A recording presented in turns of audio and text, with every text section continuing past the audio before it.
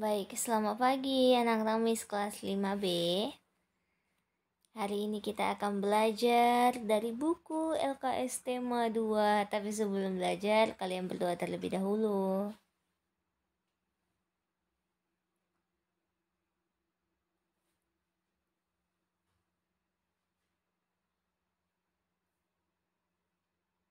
Oke, baik.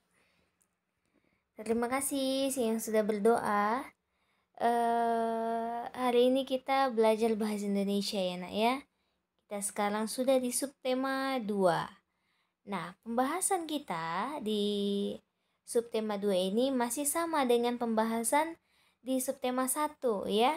Kita masih membahas tentang kata tanya ya. Kata tanya. Masih ingat kan kemarin kan? Ya, nah. Kata tanya adalah kata yang digunakan dalam membuat kalimat tanya ya. Nah, jadi kata sama kalimat itu berbeda ya. Kata contohnya itu apa? Itu satu kata ya kan? Kalimat itu satu kata ya.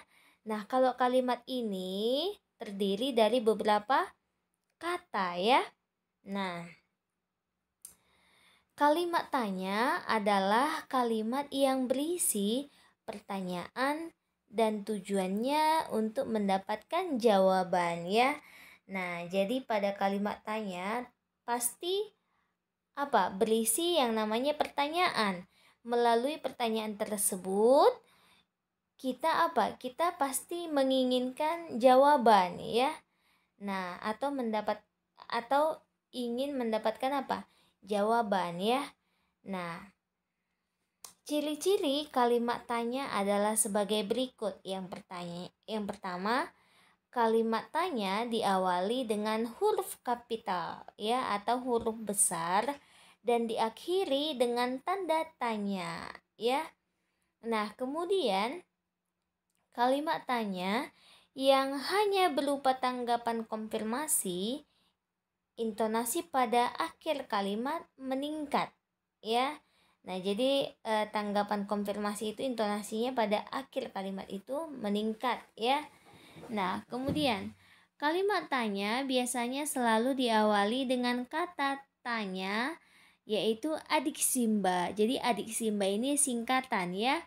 Nah, A apa, di mana, K kapan, Si siapa, M mengapa, dan Ba bagaimana ya. Jadi ingat, adik Simba apa, di mana, kapan, siapa, mengapa, dan bagaimana. Kemudian kalimat tanya sering menggunakan akhiran kah ya. Contohnya bagaimanakah, siapakah, apakah, berapakah, bolehkah, dan lain sebagainya. Nomor 5, kalimat tanya mengharapkan tanggapan yang jelas dan panjang intonasi pada akhir kalimat menurun. Oke, baik. Kita lihat di sini apa? Ya. Ini adalah kata tanya yang digunakan untuk menanyakan benda, keadaan, atau perbuatan. Nah, jawaban dari pertanyaan dengan kata tanya apa itu berupa benda, berupa pengertian, keterangan, ataupun penjelasan dari ide yang ditanyakan. Contohnya, apa yang dilakukan Andi sebelum makan? Jawabannya, sebelum makan, Andi mencuci tangan dan berdoa. Oke, kemudian siapa? Kata tanya siapa digunakan untuk menanyakan orang atau subjek atau pelaku ya. Nah, jawaban dari pertanyaan dengan kata tanya siapa berupa orang atau subjek atau pelaku yang ditanyakan. Contohnya, siapa yang sedang belajar di kamar? Jawabannya, yang belajar di kamar adalah Deno, ya. Oke, selanjutnya. Di mana? Kata tanya di mana digunakan untuk menanyakan tempat.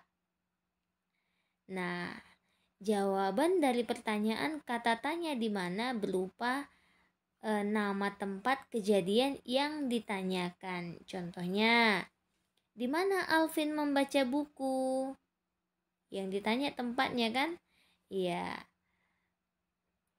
Alvin membaca buku di perpustakaan ya. Nah, kemudian kapan? Kata tanya kapan digunakan untuk menanyakan waktu. Jawaban dari pertanyaan dengan kata tanya kapan berupa keterangan waktu kejadian yang ditanyakan. Contohnya, kapan Edo berkunjung ke rumah kakeknya? Jawabannya, Edo berkunjung ke rumah kakeknya pada hari Minggu. Oke, selanjutnya bagaimana? Kata tanya bagaimana digunakan untuk menanyakan cara atau proses sebuah peristiwa berlangsung, serta untuk menanyakan keadaan atau kejelasan suatu hal. Jawaban dari pertanyaan dengan kata bagaimana berupa keadaan atau kejelasan suatu hal, serta cara atau proses suatu peristiwa berlangsung. Contohnya, bagaimana Nina berangkat ke sekolah? Jawabannya, Nina berangkat sekolah dengan naik sepeda.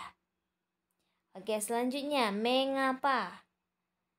Nah, kata tanya mengapa digunakan untuk menanyakan sebab atau alasan suatu peristiwa terjadi.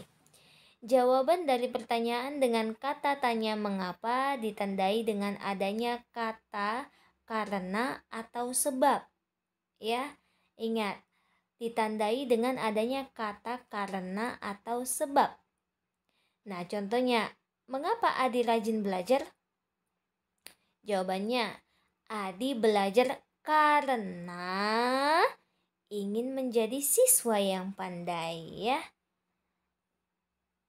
Kemudian berapa? Kata tanya berapa digunakan untuk menanyakan jumlah atau banyak benda. Jawaban dari pertanyaan dengan kata berapa, berapa berupa jumlah atau banyaknya benda yang ditanyakan. Contohnya, berapa uang yang kamu punya? Jawabannya, saya mempunyai uang 1.000 ya. Nah, dikit kali uangnya kan? Oke, selanjutnya kita masuk ke contoh ya. Kita akan mengisi atau melengkapi kalimat tanya ini ya dengan kata tanya. Oke, yang pertama titik-titik nama anak baru di kelas sebelah. Kira-kira apakah kata tanya untuk melengkapi kalimat tanya ini?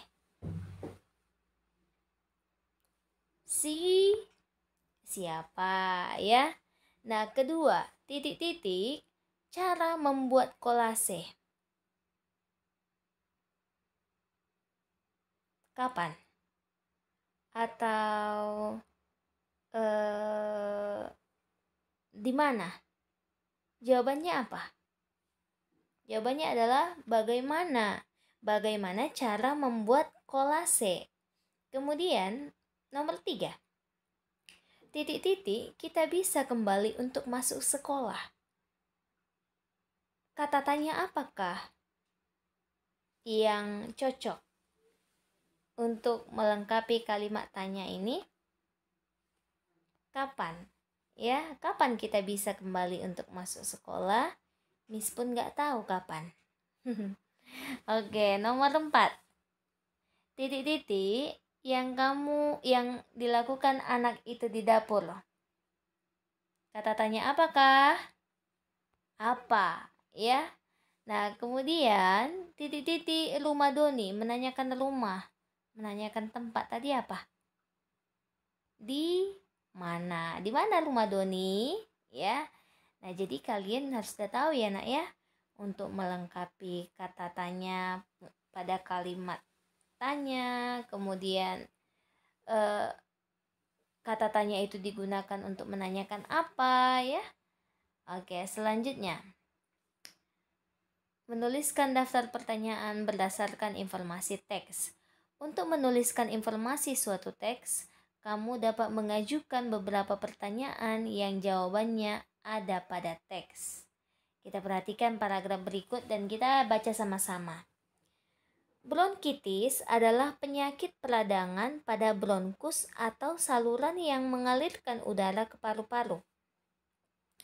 Bronkitis dapat disebabkan oleh serangan virus, bakteri, atau menghirup zat-zat kimia, misalnya asap rokok dan asap polusi kendaraan.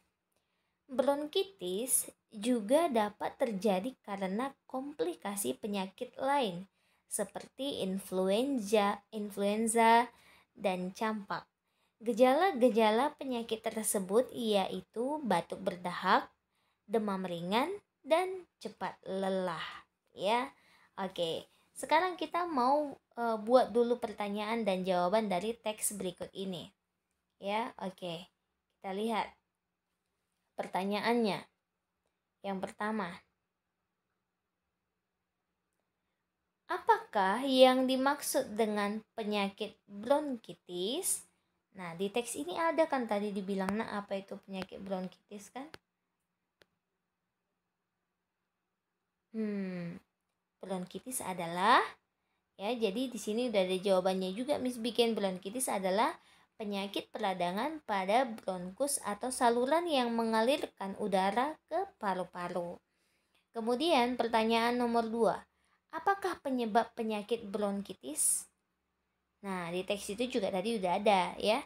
Nah, jawabannya adalah bronkitis disebabkan oleh serangan virus, bakteri, atau menghirup zat-zat kimia, misalnya asap rokok dan asap polusi kendaraan.